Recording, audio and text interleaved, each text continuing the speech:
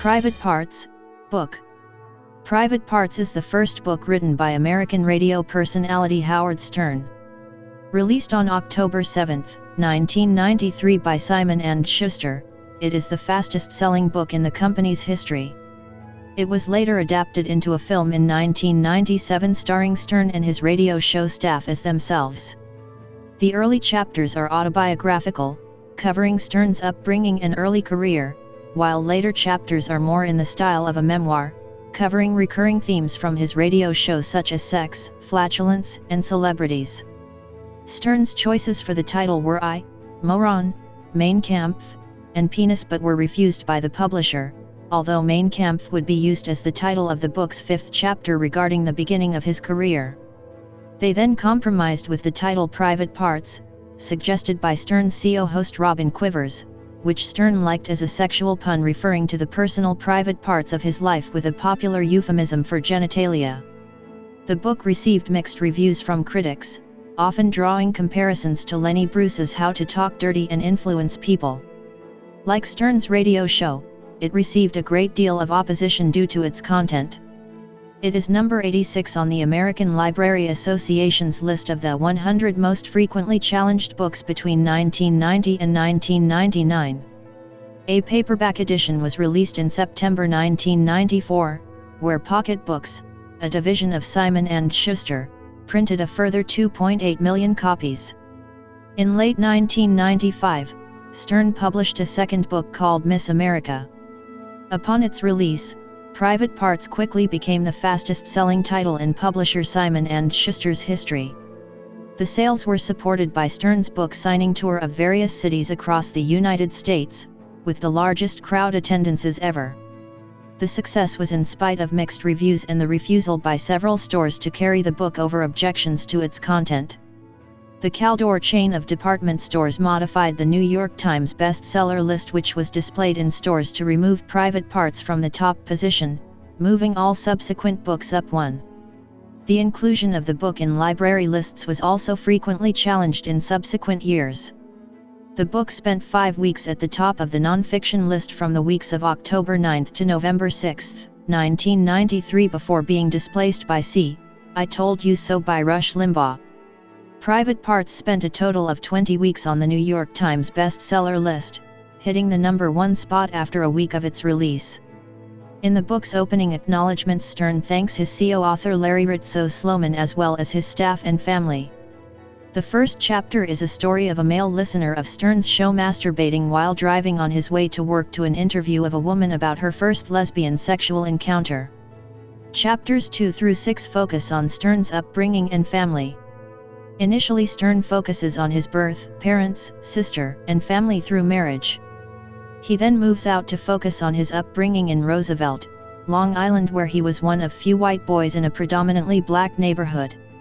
Stern also uses this chapter to relay his thoughts on the topics from the time the book was published, such as Spike Lee and his film Malcolm X, and Rodney King and the 1992 Los Angeles riots. The fourth chapter deals with Stern's adolescent sexual development, including his earliest sexual experiences. He also details his sex life in college and the courtship of his eventual marriage to his wife Allison. The fifth and sixth chapters deal with Stern's career in radio from childhood interest through his rise to prominence. Stern cites an early interest in radio from the age of 5, and his father's assistance and encouragement in growing his early career. His days in college radio are detailed, followed by his earliest jobs at radio stations along the East Coast of the United States. He then details his career at radio stations WWWW in Detroit, Michigan, WWDC in Washington, D.C., and finally WNBC in New York City. Stern's conflict with management at various radio stations are relayed, including a rather detailed conflict with WNBC program director Kevin Metheny. Chapters 7 through 18 move through a variety of topics, beginning with his celebrity interviews. This includes individuals such as Sandy Korn, Bob Hope, Jessica Hahn, Richard Simmons, and Sylvester Stallone and his family. The book then moves into Stern's views on various groups, especially the French, the Germans, Filipinos, and everybody else. The book then details the Fartman character, including the origins, and his appearance on the 1992 MTV Video Music Awards. This is followed up by a listing of various regulars on his show referred to as the Whack Pack. Celebrities are revisited as Stern details those who irritate him, such as Oprah Winfrey, Arsenio Hall, and Madonna. Stern follows this up by revisiting his various sexual topics with stories of strippers, nudity, masturbation, and more lesbian sexual encounters. Stern then returns to the familiar topic of celebrities, this time detailing feuds he has had with people such as the musical group Bon Jovi, Sam Kinison, Magic Johnson, and a physical altercation with Elaine Busselr at the Grammy Awards. Stern revisits homosexuality once again, this detail his musings on gay men. He then goes into comedy as he lists various comedians of the day and gives his opinion, including show regulars Kinison and Andrew Dice Clay. Lesbianism is revisited for the last time as another lesbian sex story is relayed.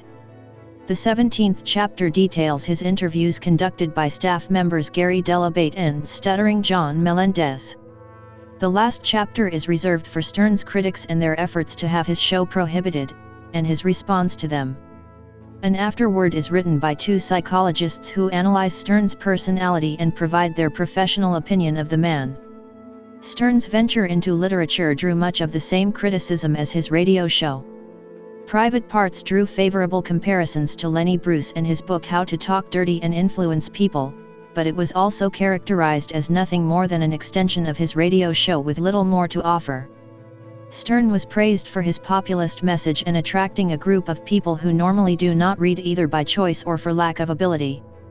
Another frequent criticism was that the material was juvenile, with little more to offer than stories of breasts, behinds, penises, masturbation, defecation, and the expulsion of gas. The book frequently drew comparisons to Lenny Bruce's 1965 autobiography How to Talk Dirty and Influence People. In some instances the comparison was favorable, citing Stern's as the best book by a comedian since Bruce's. Others felt Stern fell short of the mark, or at least not influencing people as suggested by his ratings in certain radio markets. As the host of a highly rated radio show, the comparison between the book and his radio show was inevitable. The radio show was often the starting point from which the reviewer based their opinion of the book. Sometimes the praise for the book came in spite of the critics' distaste for the show, but often it was used to damn the book as nothing more than a collection of radio show highlights in print, but in more explicit detail. Critics would sometimes qualify that they could not adequately relay the stories because of their paper's editorial standards. With the considerable audience from his radio show, Stern was able to sell the first printing of his book within hours of its release. This was in spite of a perception of Stern's listeners who were considered to not be given to reading books, or even illiterate. The strong sales were seen as reflection of his populist appeal to a middle-class white male demographic who compose a large part of the fan base of his show. The main reason given for his appeal at the time was as backlash from a push towards what was considered political correctness. Another frequent observation about the book was that it was juvenile both in its topics and layout. This included being compared to a comic book for its heavy use of pictures and varying fonts. Margot Jefferson of the New York Times enjoyed the way it broke up the book, as this allowed readers to read the passages out of sequence. The reliance on stories of body parts, functions, and human sexuality were also cited as a reason for what constituted the entirety of the book, and were not seen as compelling to some readers. In one instance the review was given by a high school student.